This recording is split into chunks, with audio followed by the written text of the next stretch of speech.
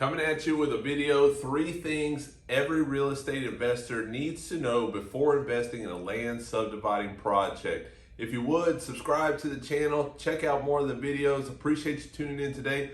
I've also got a tip number 4, a bonus tip at the end, which I think is probably the most important one about all of these. Check that out. Stay tuned for the whole thing. Let's go ahead and get into it today with tip number 1. Before you start a land subdividing project and before you invest in it, know which jurisdictions have a say-so over that property.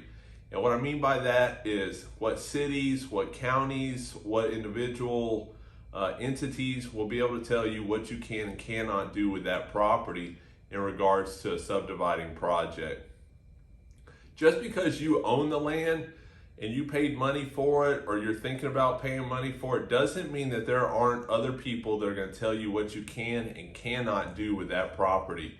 And that's where you want to know what regulations these different jurisdictions have in place and how they may affect your project.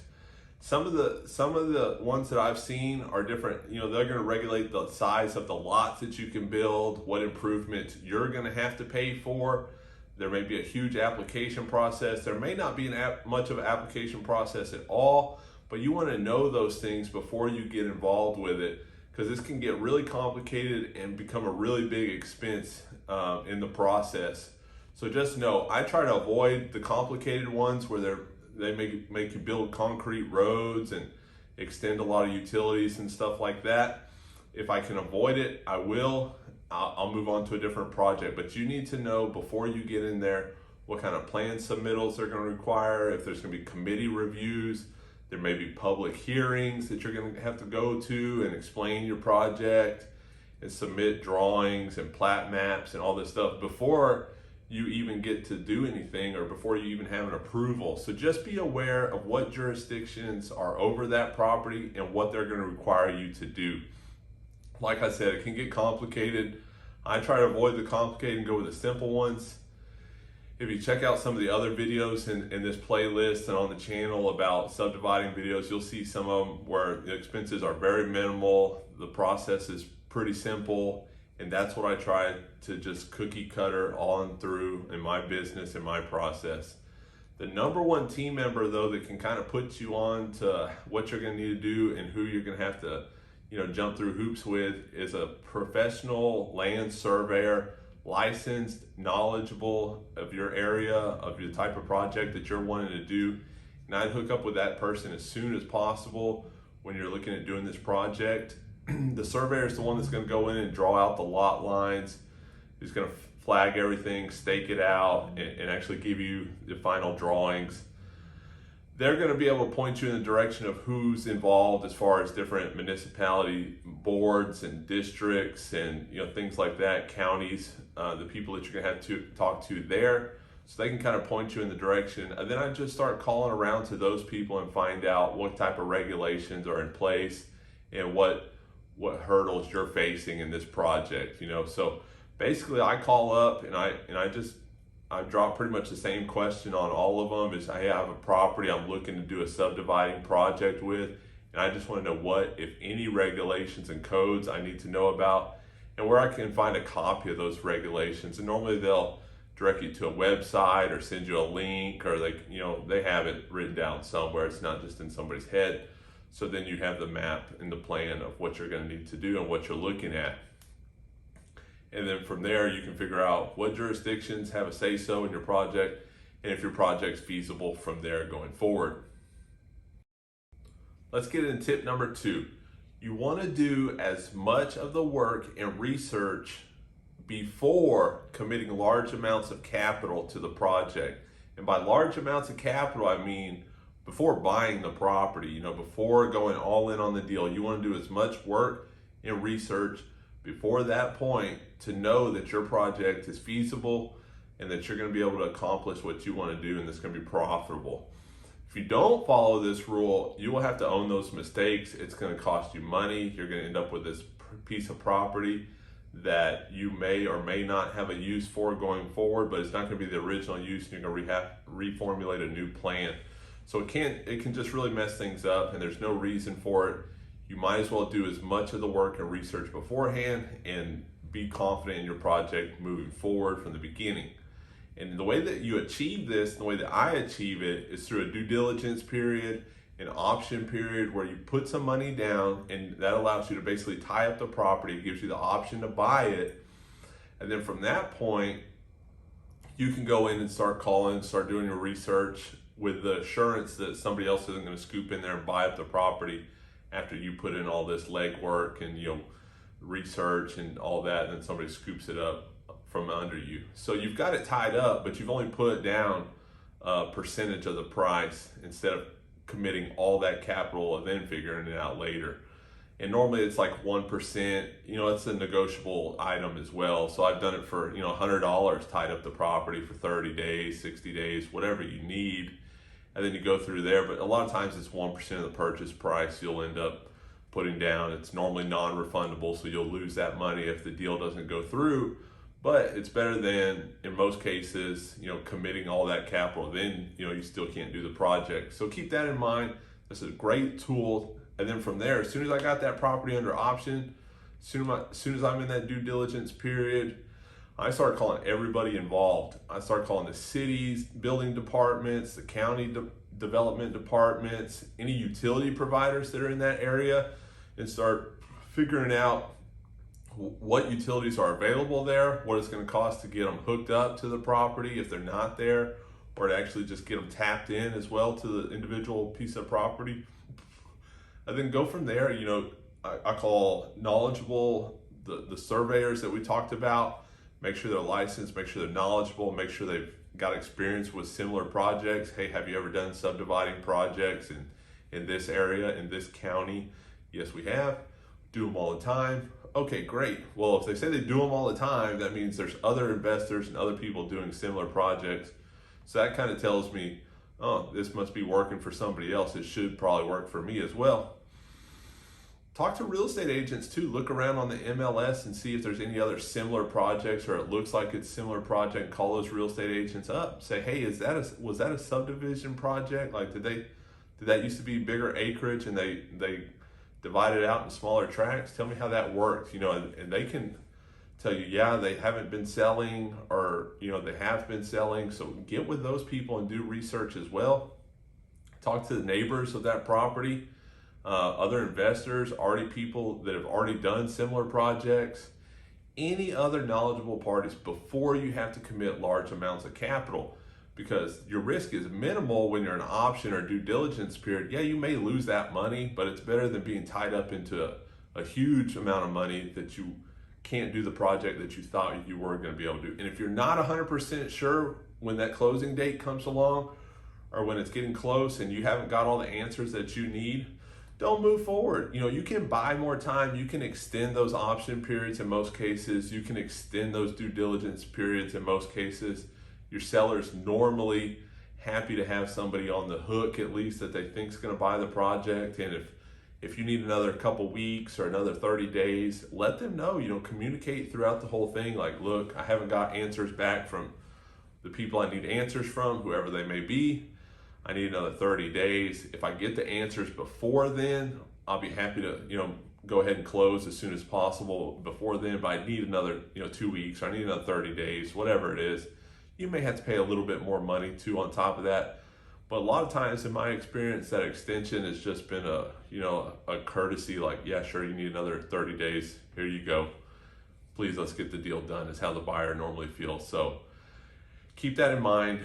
Do as much of work and research as possible before committing that large amount of capital. Utilize the due diligence period to do your research and your due diligence, i.e. the name, and the option periods and things like that. And that's a great tool and tip to have in a subdividing land project. Tip number 3, get the numbers right through good market research. And what I mean by this is, know that subdividing has to create value. Keep that in mind. Subdividing the property has to add value. If not, it's a waste of time. And an example of that would be, let's say you're going to buy a 5-acre tract of land with the intent to subdivide it into 1-acre parcels. And those 1-acre parcels will, be the profit, in that you're arbitraging. Basically, you buy the 5-acre tract for $150,000. You divide that into 5 1-acre tracts.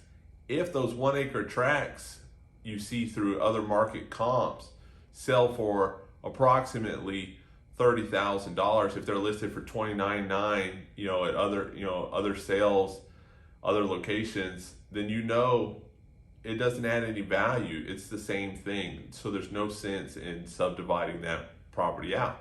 Now, if you can buy a 5-acre tract for $150,000, 30 grand an acre, and then you see that 1-acre tracts of land in that area are selling for $50,000 or $60,000 or $70,000 an acre, then you know that you may be onto something, because you've got 5 1-acre tracts for $50,000. That's $250,000 if everything goes right, and you only paid $150,000 for your tract, so you've created $100,000 in value through your subdividing project. And that's what we're looking at when we're doing our market research.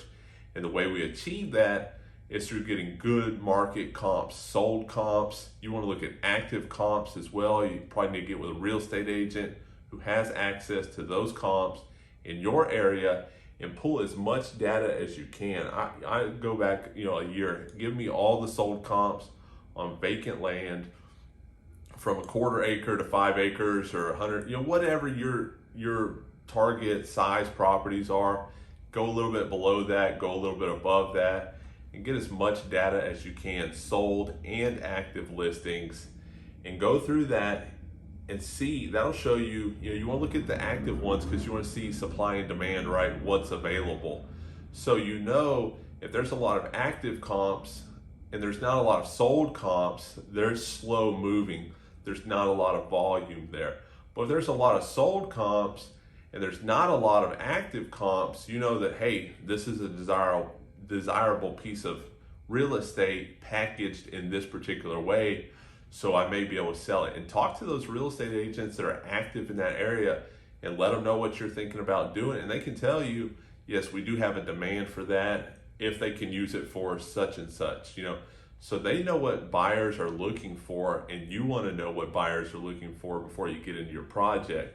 The more the better. The more input you can get from realtors, the more good input you can get from experienced, knowledgeable realtors, the better. The more comps you can get. You want to see what's selling, what's not selling, what areas it's selling in, and then take all that data, analyze it for yourself, and then come up with questions that you can ask those real estate agents in that area as far as what's good, what's desirable, what areas, and things like that. And you should know some of that already yourself, but it's good to have an extra external source of input to bounce those ideals and questions off of.